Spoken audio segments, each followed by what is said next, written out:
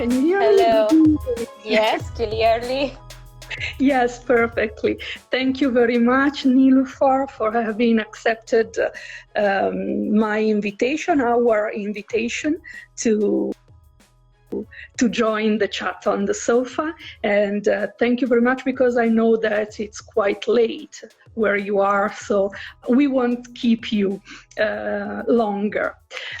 To our followers, NILOOFAR YAZDKHASTI is a museum curator, and she's the founder of Museum Matters, and she's an expert of the museums in Iran, and more recently also in India, if I'm not wrong. And with her, really would like to understand better something about those countries, mainly in Iran, because we tend in the Western side of the world, we tend to be concentrated on the museology of our countries, and so we are very pleased to have your point of view now. Can you tell us how the museums coped with this pandemic during these months? Because Iran was one of the highest hidden countries, along as Italy and China at the beginning. First of all, it is my pleasure, and thank you for having me this year. That means a lot to me. Actually, I would like to start with a little brief introduction about the situation of museums in Iran. Like any other developing country, museums of Iran are in a transition to past classic museology and develop their relationship with the publics. And as you have mentioned now, that first coronavirus cases have reported in Iran during mid-February. It was the moment exactly that museums were preparing themselves to service for the most special occasion, which is Persian New Year. That means during this time, which is the longest holiday in Iran, 2 weeks, people mostly are traveling, visiting museums and heritage sites. This let them, they had to shut down. So this closure caused them to lose incomes from the ticket selling, around $4 million. And that was too much for Iranians, which is they are under US government sanction, only for that specific time. While they were continuing their services through social medias or online activities, one of the major one was the museum live visit, with taking precautions or very limited staff, 2 or 3 staffs. But reviewing their efforts, I realized that they need to digitize their collection more, and there are only few museums that did that. The second issue that I found out, it was that so far I haven't seen any specific digital strategy for this moment. As I mentioned earlier, the economic issues have affected cultural activities and the museums work in Iran. So visiting museums and meeting culture, it could be fourth or fifth priorities for the people. So impact of US government sanction makes life harder for Iranian. And regarding this, I can say as museums should be relevant to the society, they have to focus more on well-being and mental health, not just only visiting museums. As far as I have seen on social medias or everywhere, that people getting bored by just virtual tour of the museums, and surveys are telling us this thing. Yes, Niloofer, I think that what you were saying make us closer because digitization is a problem also in Italy, for instance. Not many museums have a huge digitization of their collections. So during these days, they have been trying to catch up, taking pictures, making videos, and sometimes the quality of the offer was not enough to replace the physical tour in the museum. And also what you said about the digital strategy, that's the important. So it seems that it's an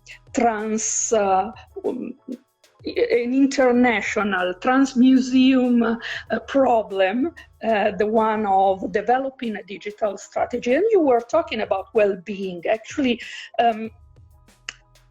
how do you think that a virtual visit to museums might help the mental health or the personal well-being, maybe for the people that cannot reach the museum because maybe they are too far? Not only for the health, because they cannot move, because they despair. Yes.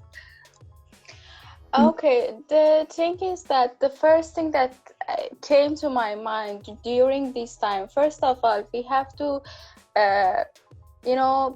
suggest a solution for the just primary demand of the people. First of all, through the museum we can do this.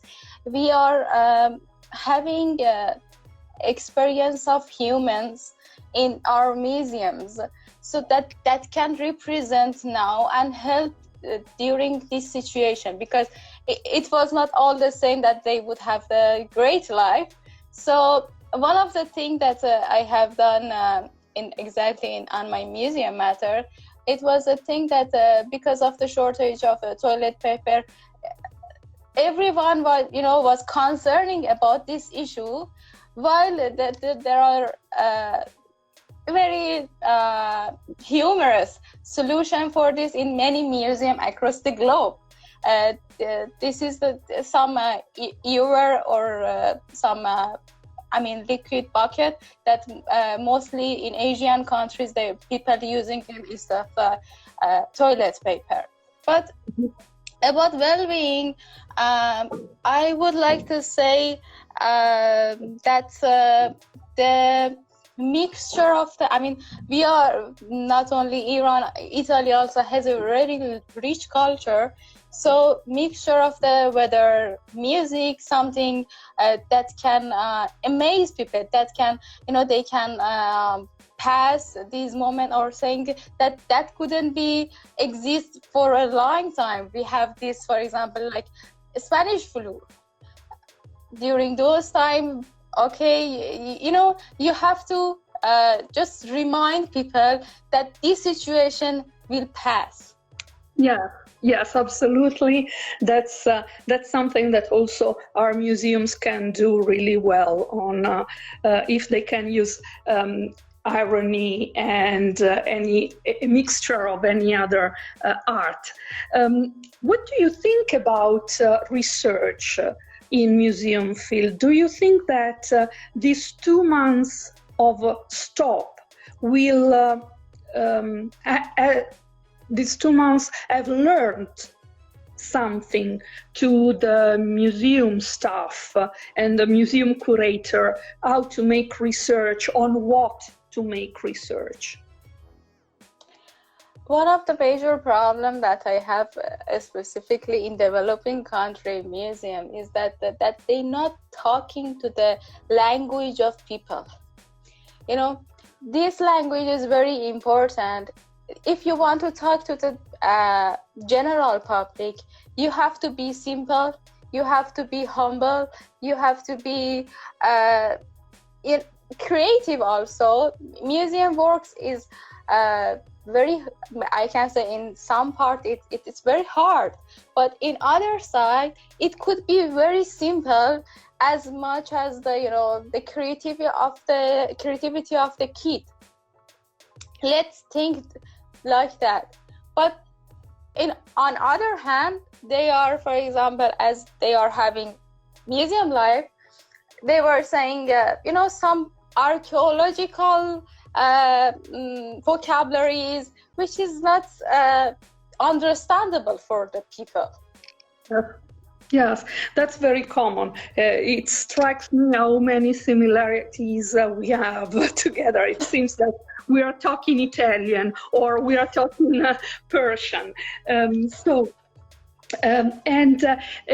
question, Niloofar.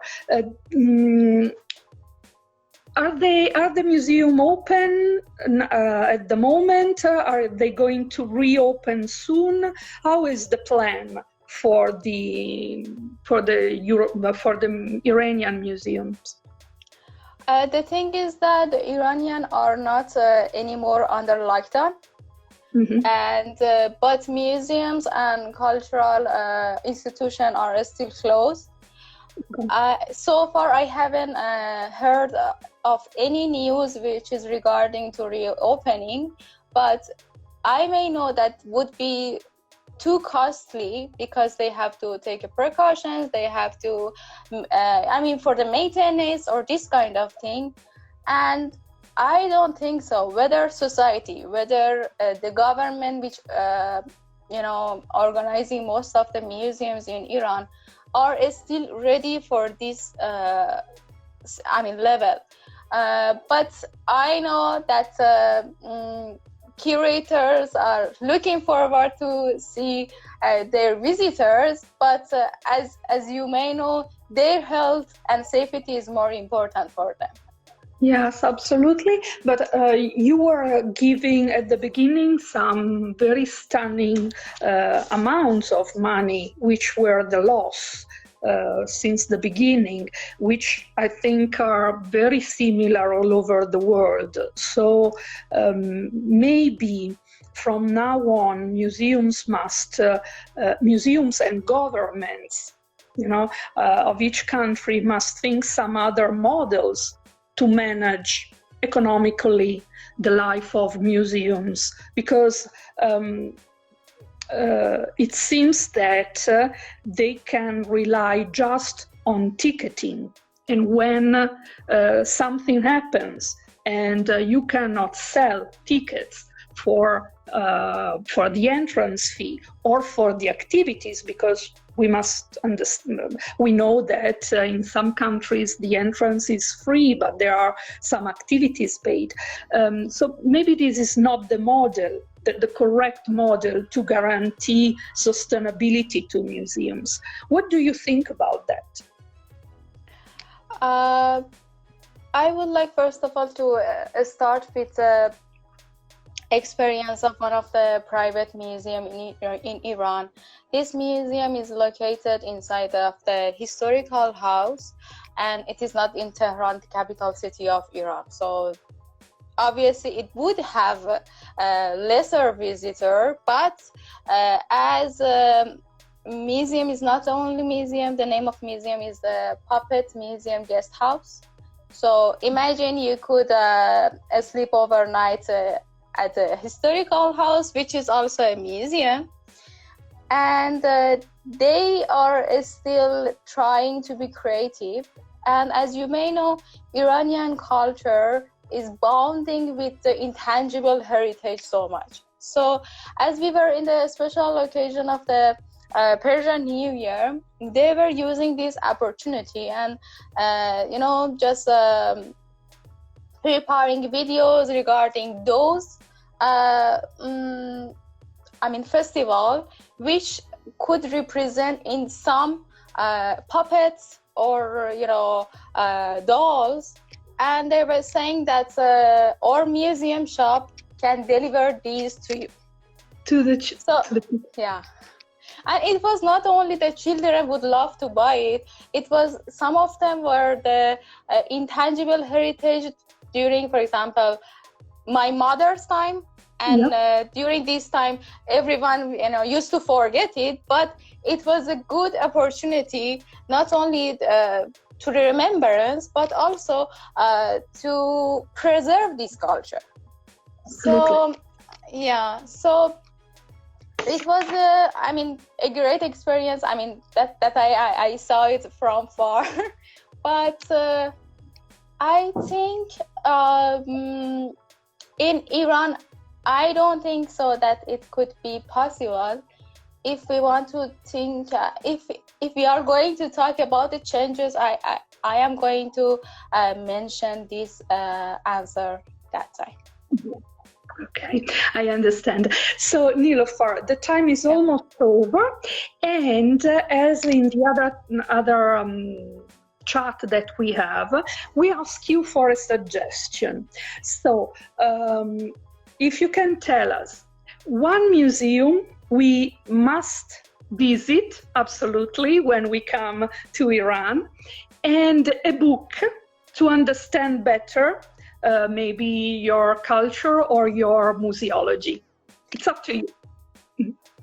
Okay, that's too hard as a museologist to choose one museum. Majorly, if you want to visit Iranian history, everyone would recommend their national museum. I would recommend too. But as I am a fan of the Eco Museum or Neo-Museology, I would like to suggest that the Rural Heritage Museum of Gilan. Okay. Yeah, because it is located in the, they were trying to preserve that rural heritage, so people are going there to live that culture. So I am really interested in this kind of thing. Very interesting.